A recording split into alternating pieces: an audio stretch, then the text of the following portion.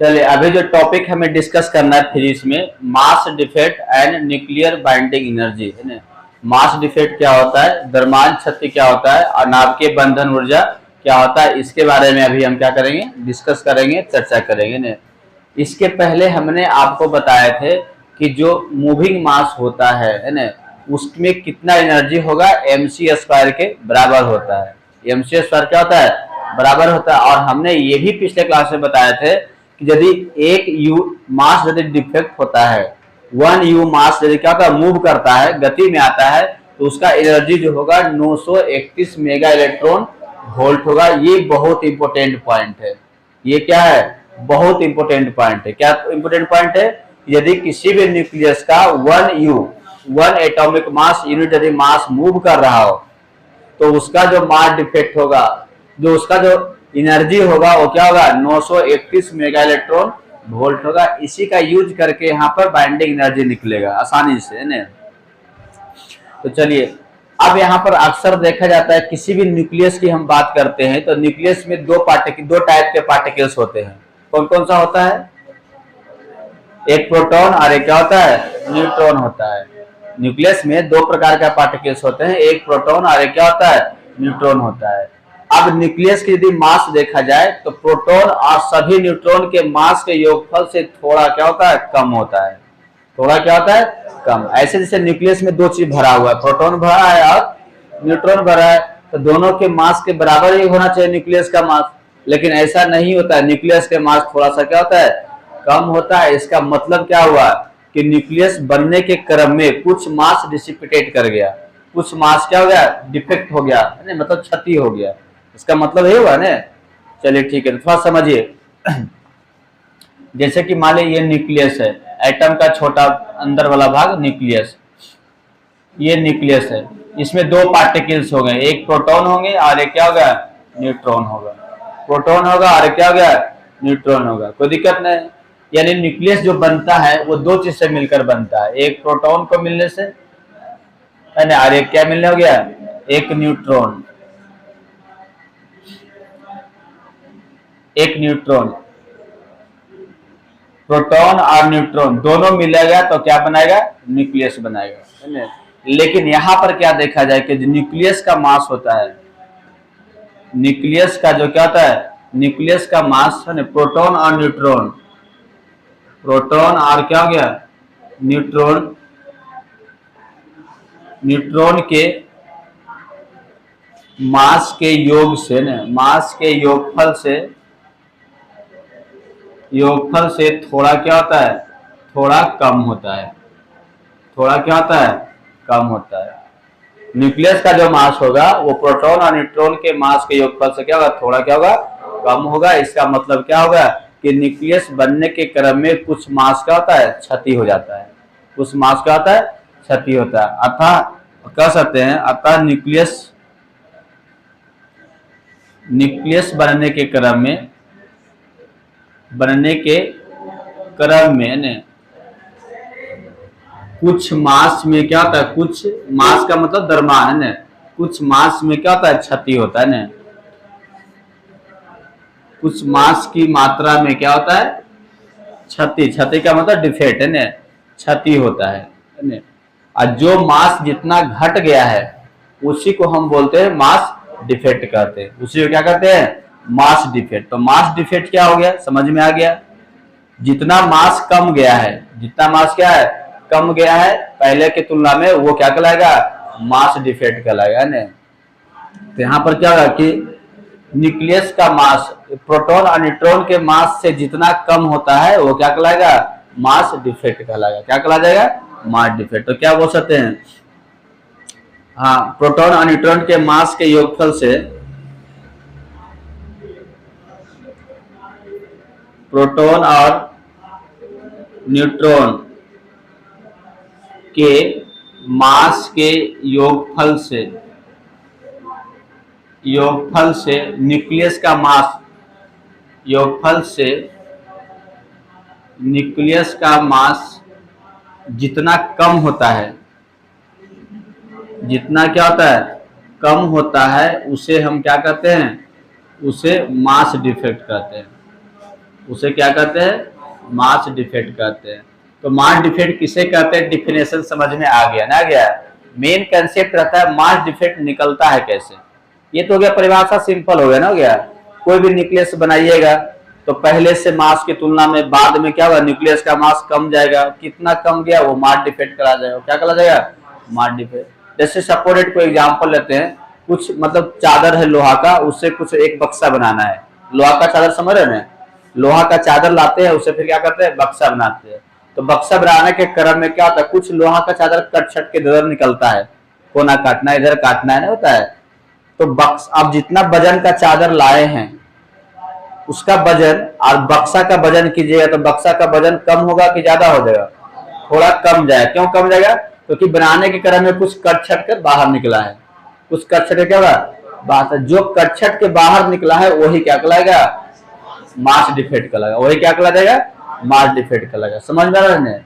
लेकिन अब ये जो मास डिफेक्ट हुआ है, इसके वजह से हमें अत्यधिक मात्रा में एनर्जी मिलता है, क्योंकि ये मास डिफेक्ट मोशन में रहेगा। किसमें रहेगा, मोशन में, गति में रहेगा। तो इससे हमें बहुत मात्रा में क्या मिलता है, ऊर्जा मिलता है। ये कौन कह रहे हैं, आइंस्टीन बोल रहे हैं।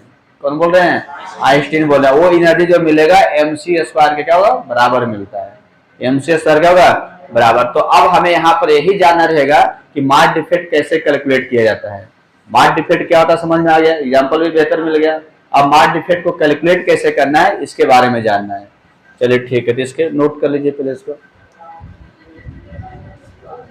चलिए अब आगे क्या समझना है, देखिए न्यूक्लियस का मास सपोर्टेड, एटॉमिक नंबर को कैसे लिखते हैं, एटॉमिक। अब हम यहाँ पर निकालने के लिए सीख रहे हैं, क्या निकालने के लिए सीख रहे हैं, मास डिफेक्ट। मास डिफेक्ट कैसे निकलता है, इसका फॉर्मूला। मास डिफेक्ट क्या होता है समझ गए थे ना, इसका फॉर्मूला देखिए, एटॉमिक नंबर। एटॉमिक नंबर को जेड से लिखते हैं, क्या लिखते हैं, जेड से। जेड का मतलब हो गया प्रोटॉन की संख्या। क्या हो गया, प्रोटॉन की संख्या, कोई दिक्कत नहीं है। उसके बाद मास नंबर, मास नंबर को कैसे लिखेगा, ए से लिखते हैं। ए का मतलब क्या हो गया, ठीक है, मास नंबर द्रव्यमान संख्या। क्या हो गया, द्रव्यमान संख्या। कोई दिक्कत है, हिंदी में लिखना पड़ेगा क्या, चलिए। उसके बाद न्यूट्रॉन की संख्या क्या होगा,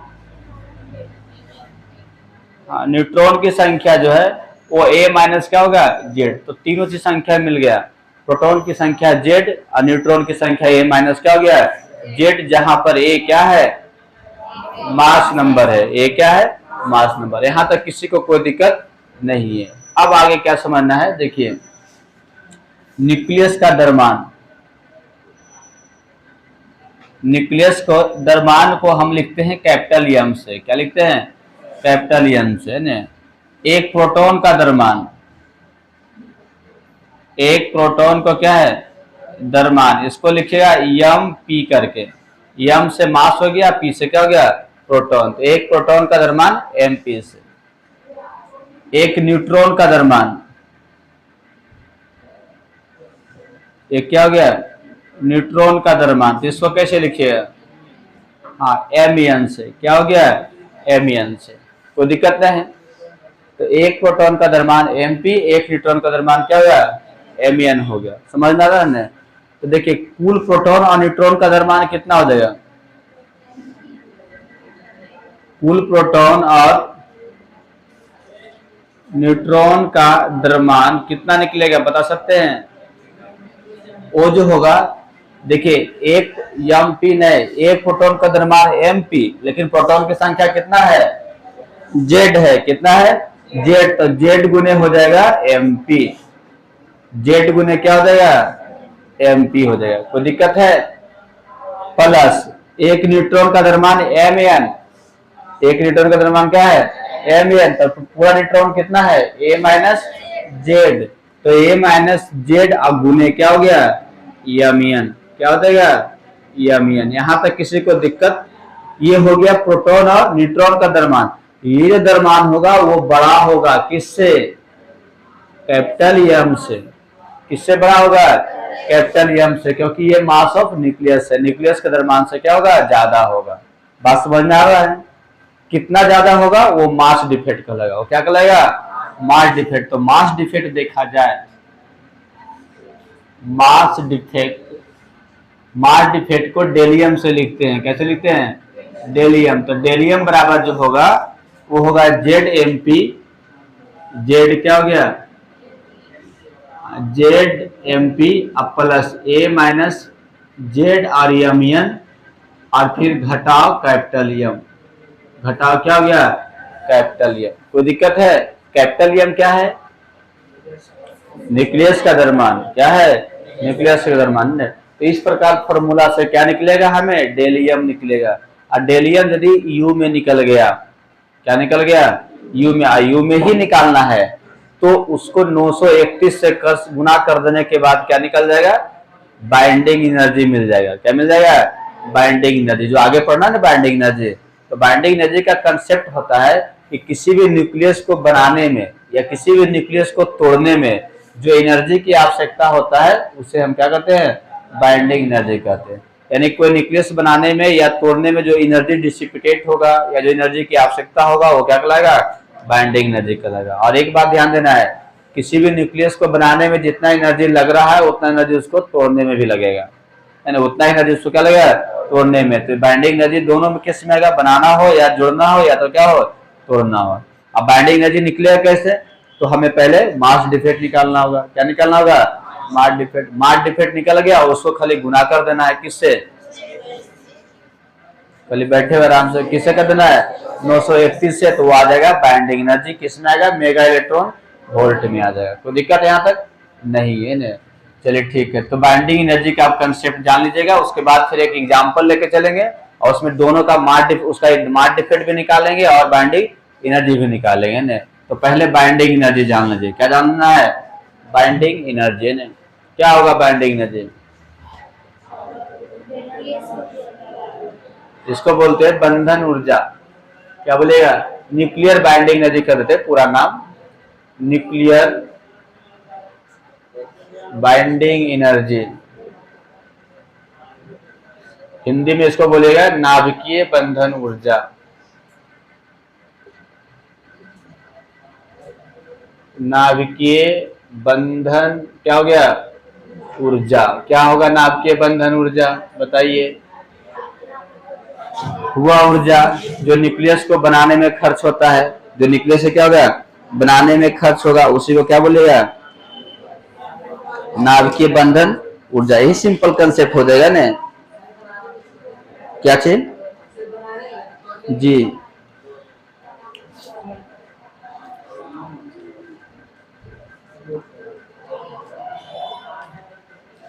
देखिएगा सिंपल कंसेप्ट लिखना है। किसी भी नाभिक को, किसी भी न्यूक्लियस के अवयवी कणों, अवयवी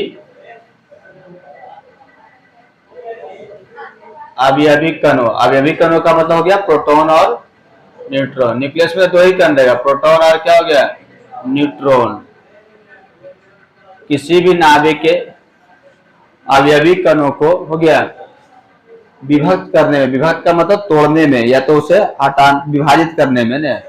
अवयवी कणों को क्या हो गया, कणों को विभाजित करने में, विभाजित का मतलब डिवाइड, क्या हो गया, डिवाइड करने में जो बाहरी ऊर्जा की आवश्यकता होती है, बाहरी ऊर्जा की क्या होती है, आवश्यकता होती है, जो बाहरी ऊर्जा की आवश्यकता होती है उसे क्या कहते हैं, उसे बाइंडिंग एनर्जी कहते हैं, न्यूक्लियर बाइंडिंग एनर्जी।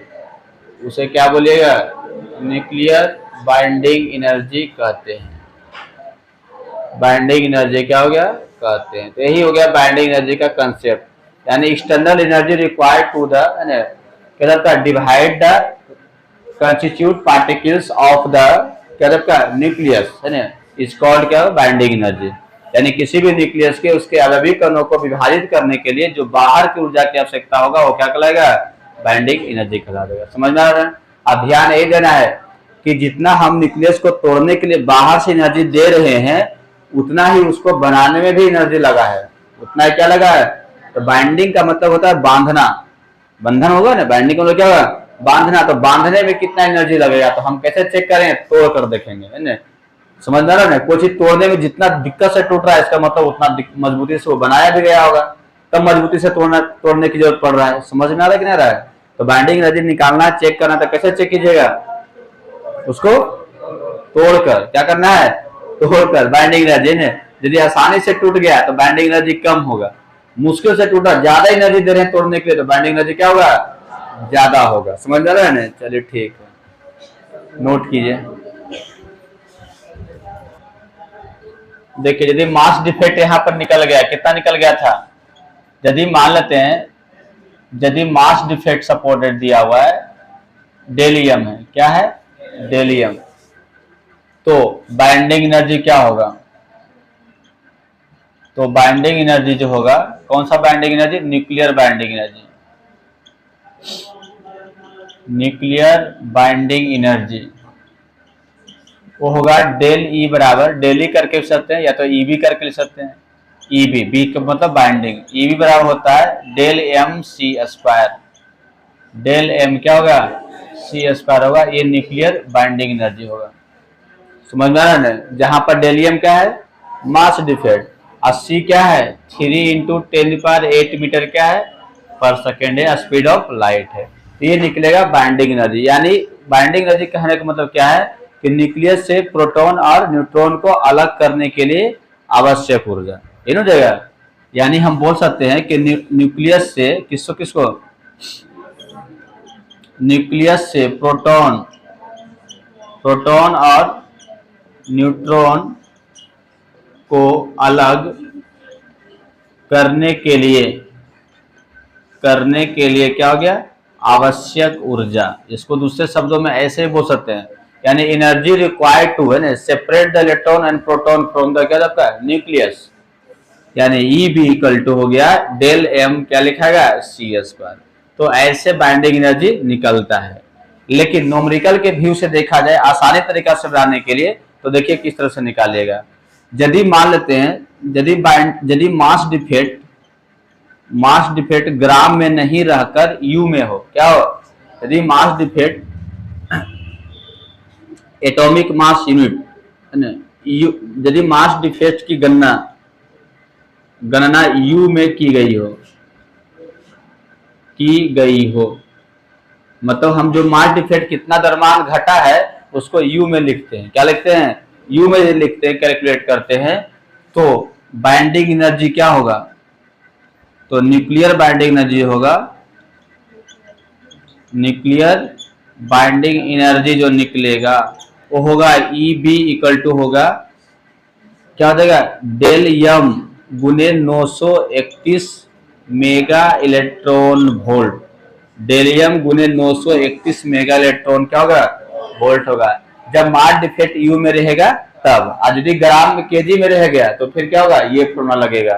तो कौन सा आसान हुआ, ऊपर वाला कि नीचे वाला? नीचे वाला। सी स्क्वायर मतलब इसका स्क्वायरिंग कीजिएगा, गुना कीजिएगा, कितना लंबा होगा ना होगा, और इसमें खाली 931 से क्या करना है? गुना करना। तो लेकिन ये जो आएगा मेगा इलेक्ट्रॉन वोल्ट में आएगा, और ये जो आएगा वो जूल में आएगा। किस में आएगा? ये जो एनर्जी मिलेगा वो जूल में मिलेगा। कोई दिक्कत है? तो हमें नोमरिकल इसी पर बनाना है। किस पर बनाना है? 931 वाले पर। समझ में आ रहा है? चलिए अब यहाँ पर एक एग्जाम्पल लेके चलते हैं। क्या एग्जाम्पल लेके चलते हैं? ड्यूटेरियम की बात करते हैं। ड्यूटेरियम का नाम सुने हैं? क्या सुने हैं ड्यूटेरियम के बारे में? चलिए अब यहाँ पर हम एग्जाम्पल डिस्कस करते हैं। वो एग्जाम्पल में क्या ले रहे हैं? ड्यूटेरियम।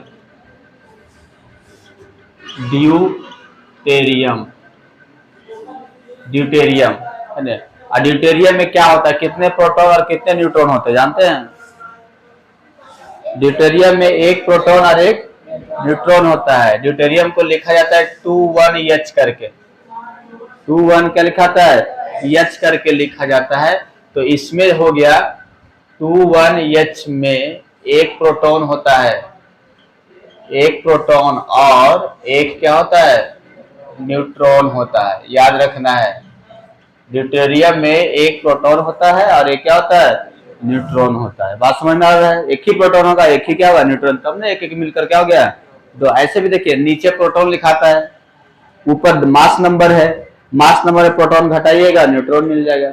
तो दो में से एक घटेगा तो एक होगा, तो न्यूट्रॉन भी क्या होगा एक और प्रोटॉन भी एक। यानी कहा जाए यहाँ पर, तो यहाँ पर इसके लिए जो जेड बराबर होगा वो क्या होगा एक होगा, जेड बराबर क्या होगा एक होगा। और यहाँ पर जेड का मतलब प्रोटॉन की संख्या, क्या हो गया प्रोटॉन की संख्या, संख्या देखा जाए तो वो हो गया जेड बराबर एक हो गया।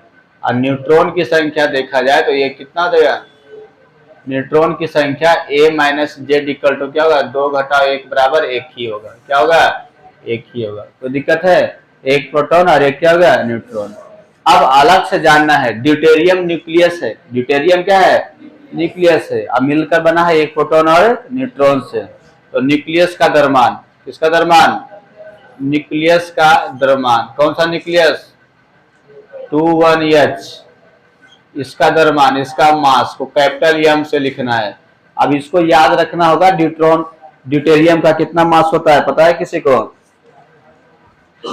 पता है तो ठीक है, नहीं पता है तो भी क्या है ठीक है, क्योंकि बुक में ये 10 दिया रहता है।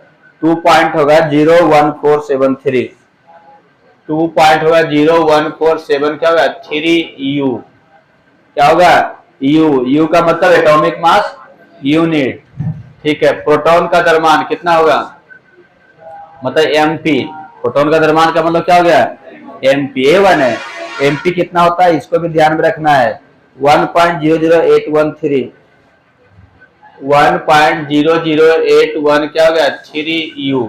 उसके बाद एम, इसका मतलब क्या हो गया न्यूट्रॉन का द्रव्यमान, किसका द्रव्यमान क्या होगा गप हो रहा पीछे दम आएगा लहर जाएगा दम कस के दम, न्यूट्रॉन का द्रव्यमान क्या होगा 1.00893, घट रहा है तो बोलिए दम पुरकस से मिल जाएगा,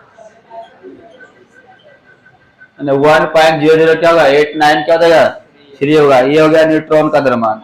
कोई दिक्कत है नहीं है। प्रोटॉन का द्रव्यमान पता चल गया, न्यूट्रॉन का द्रव्यमान पता चल गया, न्यूक्लियस का द्रव्यमान पता चल गया, प्रोटॉन की संख्या भी पता चल गया एक, न्यूट्रॉन की संख्या भी पता चल गया एक। तो अब हमें आंख मूंदकर क्या निकाल लेना है मास डिफेक्ट, क्या निकालना है मास डिफेक्ट। तो निकालिएगा मास डिफेक्ट, लिखिएगा मास डिफेक्ट। तो मास डिफेक्ट लिखाएगा डेलियम करके, क्या लिखाएगा डेलियम, और डेलियम का फॉर्मूला जानते हैं जेड एम पी प्लस ए माइनस जेड, और फिर क्या होगा एम एन, और इसको फिर घटाओ यम, घटाओ क्या होगा यम, यही फॉर्मूला होता है ना, ये फॉर्मूला हमने रख दिए है ना। अब इम्प्लाई डेल यम बराबर देखिए क्या होगा, जेड के जगह पर क्या हो जाएगा बताइए तो एक, और एमपी के जगह पर क्या होगा हाँ 1.00813 प्लस, फिर ए माइनस जेड के जगह पर क्या होगा एक, फिर गुने एम एन के जगह पर क्या होगा 1.0089 क्या हो गया 3, और घटाव देखे यम के जगह पर क्या होगा हाँ 2.01473 क्या होगा इतना हो गया ना, हो गया ठीक है। ये दोनों जुट जाएगा ना, कितने जुटेगा देखिए डेलियम बराबर जब एक से गुना कीजिए तो इतना ही आएगा, ये भी एक से गुना कीजिए तो इतना ही आएगा, तो दोनों को जब जोड़ दीजिएगा तो कितना होगा जानते हैं 3 3 6 हो जाएगा, 9 1 10 हो जाएगा, 8 9 16 1 क्या होगा 17 हो गया, 0.2 नहीं हो जाएगा 2.01706 आ गया, और घटा हो गया 2.01473। देखिए ज्यादा आया इधर वाला कि नहीं, ज्यादा आया ना, न्यूक्लियस से ज्यादा हो रहा है ना, ज्यादा हो रहा है ना। घटाइए कितना है घटकर, घटा हुआ था 6 में से 3 घट गया 3, 10 में से 7 घट गया 3, ये हो गया 7 में से 4, 6 में से 4 घट गया क्या 2 और होगा, अब बाकी 0 हो गया, फिर 0 हो गया दशमलव, फिर क्या हो गया 0, इतना यू में आएगा, क्या आएगा यू को यू में घटाइए तो यू ही रहेगा। तो मास डिफेक्ट आया है एटॉमिक मास यूनिट में, यूनिट में किसमें आया है एटॉमिक मास यूनिट में है, यू में आया है। तो हमें बाइंडिंग एनर्जी कौन सा फॉर्मूला से निकालना होगा, इस फॉर्मूला से निकालना होगा, समझ में आ रहा है ना। तो बाइंडिंग एनर्जी अब निकल जाएगा, कैसे निकल जाएगा डेली एम को इससे पहले क्या करना है गुना कर देना, डेली एम क्या करना है गुना कर देना। कोई दिक्कत है काहे ला जाते पढ़े लगे जब झुक रहे हैं एकदम, जैसे लग रहा है एकदम समस्या में बैठे हुए हैं ना, एक भी पढ़ाई पर ध्यान भी नहीं, एकदम अकबक नहीं लग रहा है ना। जब रात भर जगते तो मत आइए पढ़ने के लिए ना, ऐसा जिंदगी कहाँ लेके चलते एकदम बोझ नहीं है। चलिए जाना घर तो चल जाइए। क्या केमिस्ट्री पढ़ के जाएगा? ऐसा कौन और फिजिक्स पढ़ के निहाल कर रहे हैं ना जो केमिस्ट्री पढ़ के जाएगा।